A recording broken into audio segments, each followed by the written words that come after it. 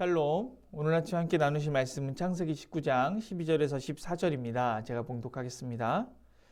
그 사람들이 롯에게 이르되 이 외에 내게 속한 자가 또 있느냐? 네 사위나 자녀나 성 중에 내게 속한 자들을 다 성 밖으로 이끌어내라. 그들에 대한 부르짖음이 여호와 앞에 크므로 여호와께서 이곳을 멸하시려고 우리를 보내셨나니 우리가 멸하리라. 롯이 나가서 그 딸들과 결혼할 사이들에게 말하여 이르기를 여호와께서 이 성을 멸하실 터이니 너희는 일어나 이곳에서 떠나라 하되 그의 사이들은 농담으로 여겼더라. 샬롬. 오늘 본문은 여러분들이 잘 아시는 소돔과 고모라 멸망 전에 천사들과 롯이 대화하는 내용입니다. 천사들은 롯에게 내게 속한 자를 성 밖으로 이끌어내라 이렇게 대답합니다. 그래서 롯은 사이들을 데리고 나가려고 하죠.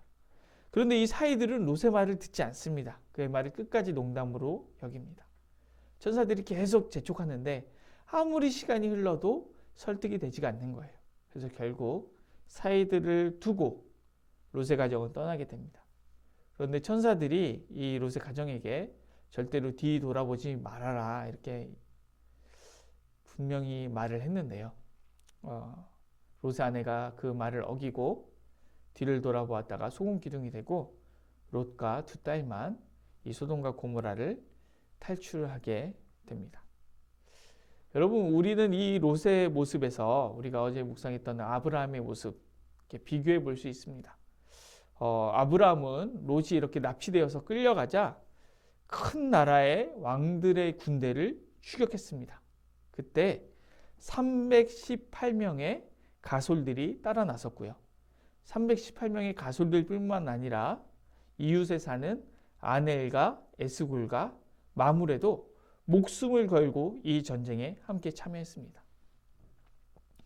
즉 아브라함은 죽음을 각오한 길에 318명과 아넬, 에스골, 마물에 같이 함께 간 거죠. 반면 롯은 살려고 죽음을 피하러 가는 길에도 사이들이 따라오지 않았습니다.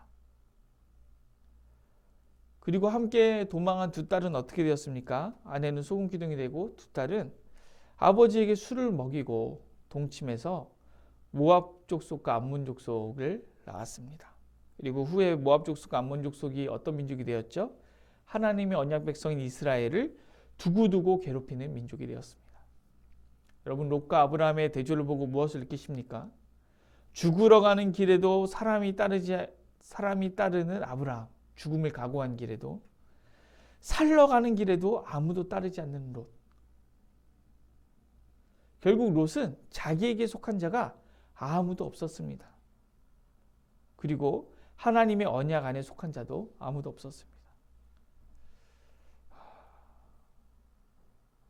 저는 이 롯의 가정을 보면서 더 우리 가정이, 우리가 회복된 가정 위에 세워진 공동체라는 구호가 우리 가정 안에 꼭 이루어져야겠다라는 생각을 더 가슴 깊이 하게 되었습니다. 여러분, 우리가 모두 근래에 참 가슴 아픈 소식을 들었습니다.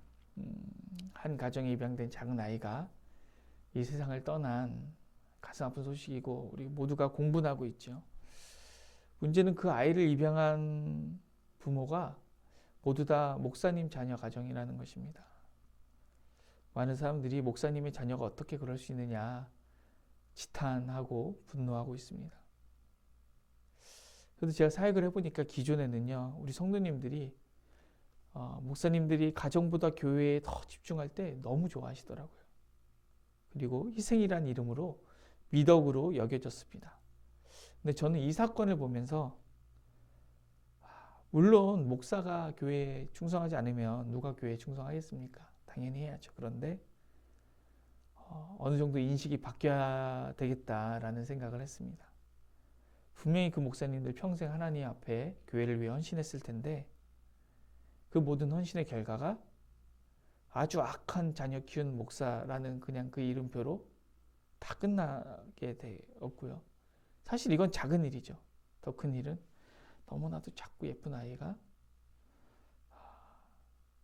정말로 가슴 아프게 이 땅을 떠나게 된 것이죠. 그리고 이 일로 인해서 그 교회들이 감당할 수 없는 지탄을 받게 되고 우리 한국교회도 큰 지탄을 받게 되었습니다. 저는 이 롯의 가정의 결말과 우리 앞에 펼쳐진 이 가슴 아픈 일이 이렇게 겹쳐져서 오버랩되어서 보여지게 되었습니다. 그러면서 너무 가슴이 아프더라고요. 회복된 가정 위에 세워진 공동체, 저희 교회의 구호인데, 그리고 이 구호 아래 2021년 가정예배를 드리기로 작정하면서 저희가 나아가고 있는데, 또 우연찮게 코로나로 인해서 가정예배 더 열심히 드릴 수밖에 없는 그런 상황이 되었습니다. 오늘 우리 가정에 있는 구성원이 나에게 속한 자가 되어야 되고, 또 그렇게 되기 위해서, 또 그렇게 되는 목적이 주님께 속한 가정 되기 위해서이어야 합니다. 그래서 아브라함 가족처럼 우리가 저거 죽음을 각오하고 저기 살리러 가자 얘기할 때 우리의 이웃까지도 따라서 그래 같이 가자라고 할 수 있는 그런 놀라운 일이 벌어질 수 있지 않겠습니까? 우리가 선한 이웃 누리교라는 이름에 합당하게 이웃에게 사랑을 전하자, 우리 예수님께서 가신 십자가의 길 같이 가자 이렇게 말할 수 있고, 또 거기에 동참할 수 있으려면 내가 먼저 주님께 속한 자가 되어야 되고, 우리 가정이 먼저 주님께 속한 가정이 되어야 되고, 우리 교회가 주님의 신앙 안에 속한 교회가 되어야 합니다. 물론 가정예배 드리기 굉장히 어려우신 분들이 많이 있는 줄로 압니다. 그런데 가능한 사람끼리라도 되는 대로 시작하셔야 됩니다. 시작이 절반입니다. 저도 저희 아버지가 제가 신학을 하기로 결단하고 꿈이 목회자였는데도 정말 교회 잘 안 나가시고 담배도 피시고 노름도 하시고 가정 안 돌보시고 또 제사도 드리시고 정말 많이 힘들었습니다. 그런데 계속 끊임없이 엄마와 제가 가정 예배 드리고 기도하고 끊임없이 기다리니까 결국에는 돌아오시더라고요. 그리고 저희 처가도 믿지 않는 가정입니다. 그래서 전도위에서 굉장히 애를 쓰고 있는데, 이렇게 불신자 가정, 잘 믿지 않는 가족이 있는 가정이라고 너무 절망하지 마시고 혼자서라도 시작하십시오. 우리 가정 다 신앙 있는 가정이니까 다 같이 했으면 좋겠는데, 나는 아내하고 이탈하고 같이 안 드리는 가정 당연히 있을 줄 압니다. 그래도 시작하십시오. 그래서 한번 나 혼자 드리더라도, 그리고 너무 어렵고 잘 안 되더라도 그냥 시작하고 하나님 인도하심 있고 하나님 역사하심 바라고 시작할 때, 그때 하나님께서 역사하실 줄로 믿습니다. 그래서 그 예배의 재단, 기도의 재단을 1년, 2년, 3년, 5년, 10년 쌓아갈 때 하나님께서 그 어려움들, 꼬인 관계들, 불신앙의 문제들, 여러 문제들 하나하나 풀어주시는 역사가 우리 가정 안에 생겨날 줄로 믿습니다. 제가 잠시 기도하겠습니다. 하나님, 우리가 하나님께 속한 자입니까? 그리고 우리 가정은 하나님께 속했습니까? 우리가 십자가 지러 가자, 죽으러 가자 할 때 따라올 사람이 있습니까? 우리가 살러 가자, 교회로, 저 천국으로, 저 생명 주시는 주님의 품으로 살러 가자 할 때 따라올 사람이 있습니까? 하나님, 내가 먼저 주님께 속한 자 되기 위해서, 내 가정이 먼저 주님께 속한 자 되기 위해서 우리 가정 예배로 먼저 주님 앞에 나아가기 원합니다. 우리가 포기하지 않고 힘들고 어렵고 더딜지라도 끝까지 주님 앞에 나아갈 수 있도록 역사하여 주시옵소서. 감사를 드리며 예수님의 이름으로 기도드립니다. 오늘 도고 기도는 나눔과 섬김의 마음을 갖는 성도가 되기 위하여서 기도했으면 좋겠습니다. 먼저 성도님들 각자가 섬김의 사명을 감당하기 위해서, 그리고 초대교회 성도들처럼 서로 돌보는 교회가 되기 위해서 우리 마음을 다해서 기도하시고, 우리 담임 목사님 목 건강을 위해서, 교회의 한우분들을 위해서, 또 어려운 가운데 있는 분들을 위해서, 그리고 코로나 극복을 위해서 기도하시고, 특별히 가정예배 회복을 위해서 깊이 기도하셨으면 좋겠습니다. 기도하시겠습니다.